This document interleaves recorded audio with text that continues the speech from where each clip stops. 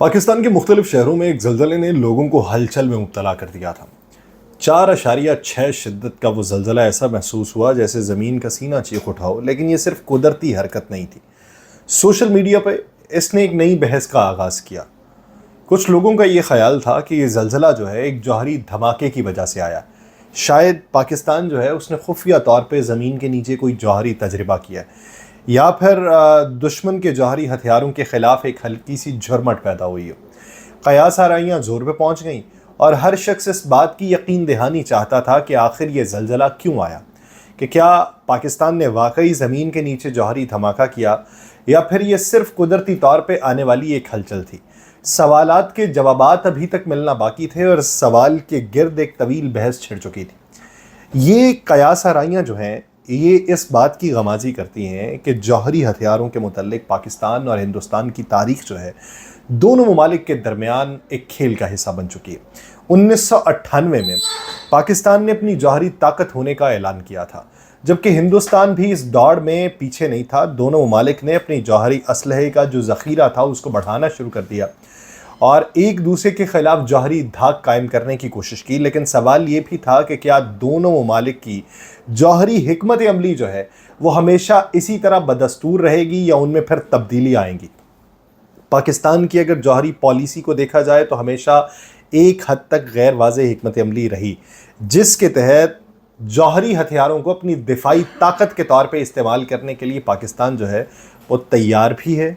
और इसका मकसद सिर्फ हिंदुस्तान की रिवायती फ़ौजी ताकत को कम करना था। दूसरी तरफ हिंदुस्तान ने अपनी जौहरी नज़रिए को एक कदम आगे बढ़ाते हुए ये कहा कि नो फर्स्ट यूज़, यानी वो जौहरी हथियार सिर्फ उस सूरत में इस्तेमाल करेगा जब उसे पहले जौहरी हमले का सामना हो। लेकिन हालिया बरसों में हिंदुस्तान की जो क़यादत है उसने इस पॉलिसी के ऊपर सवालात उठाने शुरू कर दिए, जिससे ये बात मज़ीद पेचीदा हुई कि आया हिंदुस्तान अपना जौहरी मौक़िफ़ तब्दील कर लेगा। ये दोनों ममालिक में जौहरी क़ुव्वतों के दरमियान तवाज़ुन कायम रखने की कोशिशों में मुसलसल एक दूसरे से आगे बढ़ने की कोशिश जो है उसमें भारत हमेशा पहल करता रहा है और हम उसको दिफाई तौर के ऊपर उसका मुकाबला करने की कोशिश करते रहे। इन हथियारों की तादाद और नौइयत के बारे में मुसलसल सवालात उठते रहे हैं। इस सूरत हाल में दुनिया भर की नज़रें पाकिस्तान और भारत को एक दूसरे के साथ बढ़ते हुए जौहरी ज़ख़ायर और हिकमत अमली पर मरकूज़ होती जो नज़रें हैं वो हर नई तब्दीली जो है वो इस खित्ते के मुस्तक़बिल के लिए संगीन नताइज का पेश ख़ैमा बन सकती है और उसमें किरदार भारत का हो सकता है। आप सब पर सलामती हो, मैं यासिर रशीद हूँ और आप देख रहे हैं यासिर रशीद ऑफिशियल। नाज़रीन, पाकिस्तान में जो ज़लज़ला आया जिसकी शिद्दत 4.6 थी, सोशल मीडिया के ऊपर जौहरी तजर्बात से जुड़े होने वाली क़यास आराइयाँ पैदा हुई, लेकिन अहम ख़बर ये मंजर आम पे आई। माहिरीन अर्ज़ियात ने यह तस्दीक की है कि ये झटके जो थे वो कुदरती ज़लज़लों की वजह से हुए हैं और इनका जौहरी धमाकों से कोई ताल्लुक़ नहीं था। नेशनल सेंटर फॉर सिस्मोलॉजी यानी NCS के मुताबिक सिस्मोग्राफ कुदरती ज़लज़लों और जौहरी धमाकों के सिग्नल्स में फ़र्क करने की सलाहियत रखते हैं, क्योंकि जौहरी धमाकों में एक ख़ास नौइयत की तीसरी लहर पैदा होती है जो कुदरती ज़लज़लों में नहीं होती। इसके अलावा पाकिस्तान के जो जौहरी तजर्बात थे, जैसे 1998 में चागी 1 के तजर्बात मखसूस मकामात पे किए गए थे, उनका सिग्नल इतना मुनफरिद था कि उन्हें बआसानी पहचाना जा सकता था। इसलिए माहिरीन ये राय रखते हैं कि हालिया ज़लज़ला कुदरती तौर पर रूनमा हुआ और उनमें जौहरी धमाकों के कोई सबूत मौजूद नहीं थे। अब ये तो उस सवाल का जवाब है कि कुछ भी जौहरी वाला काम नहीं हुआ।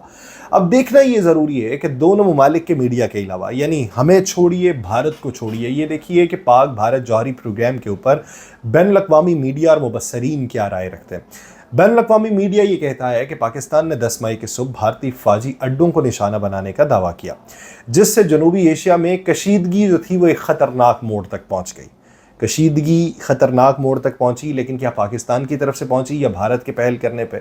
वो कहते हैं इससे पहले पाकिस्तान ने यह कहा कि भारत ने 3 पाकिस्तानी फ़ौजी ठिकानों पर मिसाइल हमले किए। ये सब कुछ ऐसे वक्त में हुआ जब दोनों ममालिक के दरमियान ताल्लुकात कशीदा थे कश्मीर के तनाज़े पे, जो 22 अप्रैल को भारतीय ज़ेर इंतज़ाम कश्मीर के इलाके पहलगाम में एक मुसल्लह हमले में 25 सयाह और एक मकामी गाइड हलाक हुए थे, जिसके बाद भारत ने इस हमले का इल्ज़ाम जो था वो पाकिस्तान पे आयद कर दिया, जबकि इस्लामाबाद ने یہ کہا کہ دو طرفہ آپ اس کے اوپر تحقیق کروا لیں، ہم نے ایسا کچھ نہیں کیا۔ اس واقعے کے بعد سے دونوں ممالک نے دوسرے کے خلاف سفارتی الزامات کے تبادلے سے لے کے فضائی کارروائیوں تک کا سلسلہ شروع کیا۔ بین الاقوامی میڈیا کہتا ہے کہ گولہ باری اور میزائل حملے شدت اختیار کر چکے تھے اور بظاہر دونوں ممالک جو تھے وہ ایک مکمل جنگ کی طرف بڑھتے ہوئے دکھائی دے رہے تھے، اور اس صورتحال میں نہ صرف بھارت اور پاکستان کے 1.6 بلین پاپولیرٹی جو تھی وہ بے یقینی میں مبتلا ہوئی، بلکہ پوری دنیا کو اس غیر معمولی حقیقت کا سامنا کرنا پڑا کہ اگر دونوں ممالک کے درمیان مکمل جنگ چھڑتی ہے تو یہ تاریخ میں پہلی بار ہوگا کہ دو ایٹمی طاقتیں براہ راست ایک دوسرے کے خلاف محاذ آرائی کریں گی۔ پھر stock home international peace research institute کے ڈائریکٹر ڈین اسمتھ کہتے ہیں کہ دونوں میں سے کسی ایک جانب سے جوہری حملہ کرنا حماقت ہوگی، اور انہوں نے یہ کہا کہ اگرچہ ایٹمی ہتھیاروں کے استعمال کے امکانات کم ہیں مگر اسے مکمل طور پہ ناممکن بھی نہیں کہا جا سکتا۔ سوال یہ تھے کہ حالات یہاں تک کیسے پہنچے۔ ان کے مطابق بھارت اور پاکستان کے ایٹمی ذخائر کس نوعیت کے ہیں اور کن حالات میں یہ اپنے جوہری ہتھیاروں کا استعمال کر سکتے ہیں۔ بین الاقوامی میڈیا کہتا ہے کہ موجودہ بحران کی بنیاد 22 اپریل کو تھی، جب بھارتی زیر انتظام کشمیر کے علاقے پہلگام میں سیاحوں پر حملہ ہوا، اور ان کے مطابق اس حملے کی ابتدا بھارت کہتا ہے کہ دی ریزسٹنٹ فرنٹ نے قبول کی ہے، جسے بھارت پاکستان کی ایک تنظیم کا ذیلی گروپ قرار دیتا ہے۔ وہی تنظیم جس پہ بھارت الزام یہ لگاتا تھا کہ اس نے ممبئی حملے کیے، لیکن پاکستان نے ان الزامات سے انکار کیا، اور پاکستان نے کہا کہ غیر جانبدارانہ آپ تحقیقات اگر کسی سے بھی کروانا چاہیں تو کر لیں، لیکن بھارت نے اس طرف کو توجہ نہ دی۔ اس کے بعد بھارت نے پانی کی تقسیم سے متعلق دو طرفہ معاہدے سے دستبرداری اختیار کر لی، اور دونوں ممالک نے سفارتی سطح پہ تعلقات محدود کر دیے۔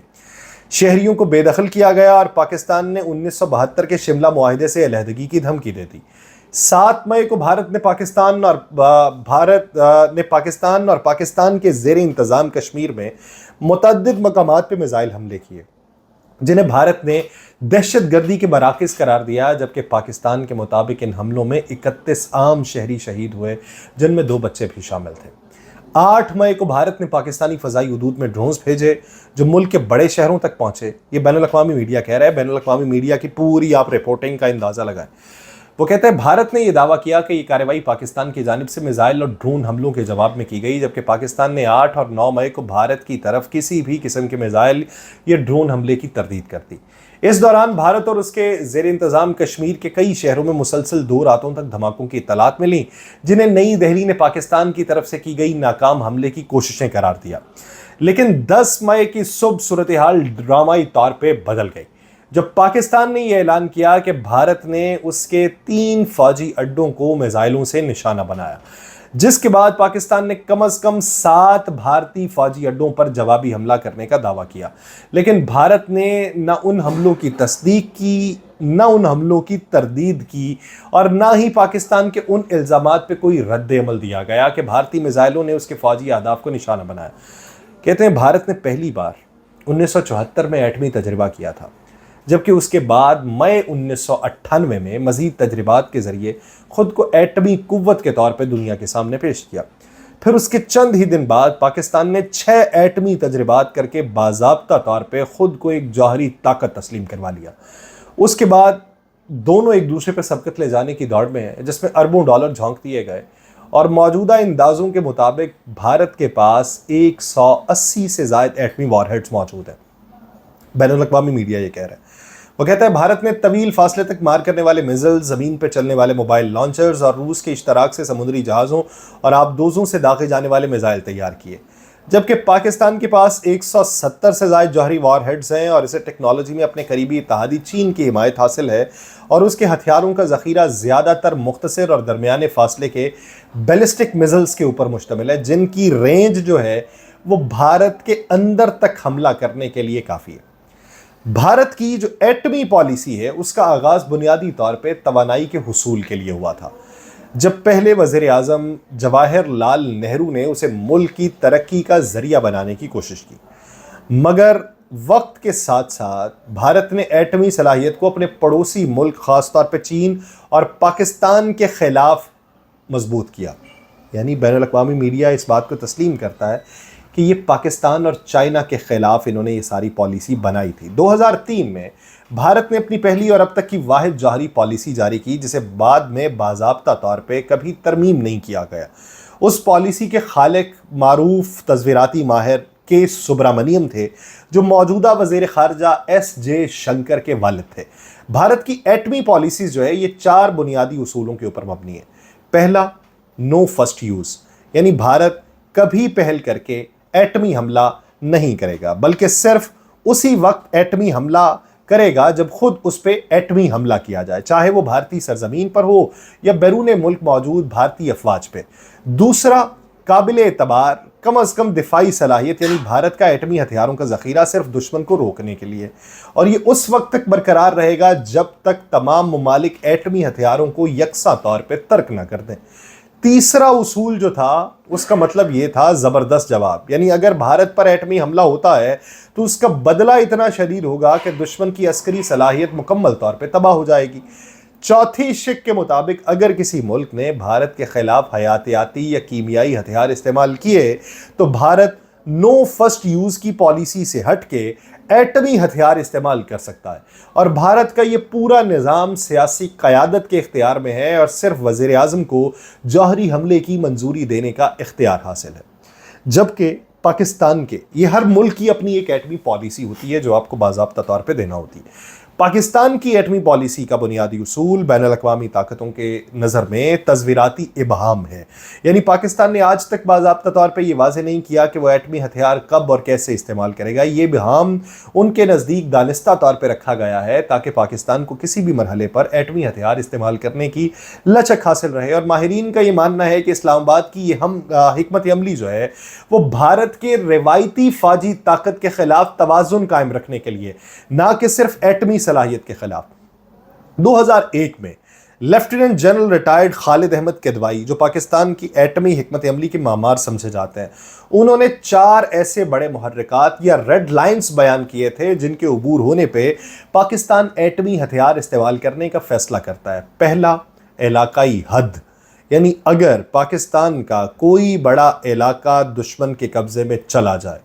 دوسرا، فوجی حد، یعنی اگر دشمن پاکستان کی بڑی تعداد میں زمینی یا فضائی افواج کو تباہ کر دے۔ تیسرا، معاشی حد، یعنی دشمن کی کوئی ایسی کارروائی جو پاکستان کی معیشت کو مفلوج کر دے۔ چوتھا، سیاسی حد، یعنی ایسی داخلی یا خارجی صورتحال جو ملک میں بڑے پیمانے پر سیاسی عدم استحکام یا انتشار پیدا کرتے۔ اگرچہ یہ 4 نکات عمومی رہنمائی فراہم کرتے ہیں، لیکن پاکستان نے یہ وضاحت نہیں کی کہ ان میں سے کسی ایک حد کو عبور کرنے کے لیے نقصان کا پیمانہ کیا ہوگا۔ یہی ابہام جو ہے وہ پاکستان کی ایٹمی پالیسی کا اصل جوہر ہے، جو بھارت کو کسی بھی مہم جوئی سے باز رکھنے کے لیے کافی سمجھا جاتا تھا۔ اگرچہ بھارت کی سرکاری ایٹمی حکمت عملی اب تک رسمی طور پہ تبدیل نہیں ہوئی، لیکن حالیہ برسوں میں بھارتی رہنماؤں کے بیانات سے یہ ظاہر ہوتا ہے کہ نو فرسٹ یوز، یعنی پہل نہ کرنے کی پالیسی پہ نظر ثانی کی جا سکتی ہے تاکہ وہ پاکستان کے اسٹریٹجک ابہام والی پوزیشن کے قریب آ سکیں۔ 2016 میں اس وقت کے بھارتی وزیر دفاع منوہر پاریکر نے یہ سوال اٹھایا تھا کہ کیا بھارت کو اب بھی خود کو NFU سے باندھے رکھنا چاہیے۔ 2019 میں موجودہ وزیر دفاع جو تھے راجناتھ سنگھ، جو اس وقت تھے، انہوں نے کہا تھا کہ بھارت نے اب تک جو ہے وہ نو فرسٹ یوز پالیسی پر سختی سے عمل کیا ہے، لیکن حالات کی تبدیلی اس پالیسی کو متاثر کر سکتی ہے۔ راجناتھ نے کہا تھا کہ ان کا جملہ تھا کہ مستقبل میں کیا ہوگا اس کا انحصار حالات پہ ہوگا۔ یہ اس بات کا اشارہ تھا کہ بھارت جو ہے اس پالیسی سے پیچھے ہٹ جائے گا، اور بھارت کی جانب سے ایسی حکمت عملی اختیار کرنا بظاہر پاکستان کی پالیسی کے جواب میں توازن قائم کرنے کی کوشش انہیں یہ لگتا تھا، لیکن ماہرین یہ خبردار کرتے تھے کہ اسٹریٹجک ابہام ایک 2 دھاری تلوار ہے۔ Stock home international peace research institute یعنی سپری کی تجزیہ کار لورا سولیمن کے مطابق جب دشمن کو یہ نہ معلوم ہو کہ آپ کی ریڈ لائنز کہاں ہیں تو وہ غلطی سے ان کو عبور کر سکتا ہے، لیکن یہ بھی ممکن ہے کہ یہی ابہام اسے کسی مہم جوئی سے روک دے۔ یوں بھارت کی ایٹمی پالیسی میں بظاہر کوئی تبدیلی جو نہیں آ رہی تھی وہ آتی ہوئی دکھائی دے رہی تھی۔ اب اس کا جو پیمانہ تھا وہ پاکستان پہ بھارت نے رکھنے کی کوشش کی۔ بہت سارے لوگ کہتے ہیں کہ پاکستان جو تھا وہ ایٹمی حملہ کر سکتا تھا، ایٹمی ہتھیار استعمال کر سکتا تھا، اس کے گیٹس کھلے تھے اور ایٹمی حملے کی تیاری میں تھا، اور اس وجہ سے بھارت گھٹنوں کے اوپر آیا اپنے آپ کی برتری ثابت کرنے کے لیے۔ تو اچھا بیانیہ، اور اس کی تائید سیکیورٹی ذرائع نے نہیں کی، اور آپ سوشل میڈیا کے اوپر اس کا پھیلاؤ کرتے چلے جائیں کہ دیکھیں پاکستان تو ایٹمی حملہ کرنے والا تھا اس لیے بھارت گھٹنوں کے اوپر آیا، برتری ثابت کرنے کے لیے آپ کہہ رہے ہوں گے، لیکن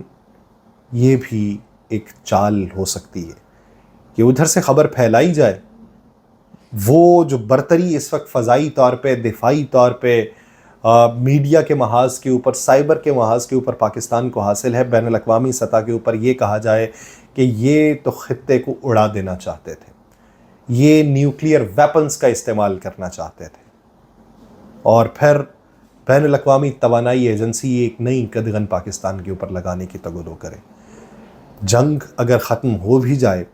تو نظریے کی جنگ ختم نہیں ہونی چاہیے۔ دیکھیے کہ دشمن کون سا نظریہ بنا سکتا ہے،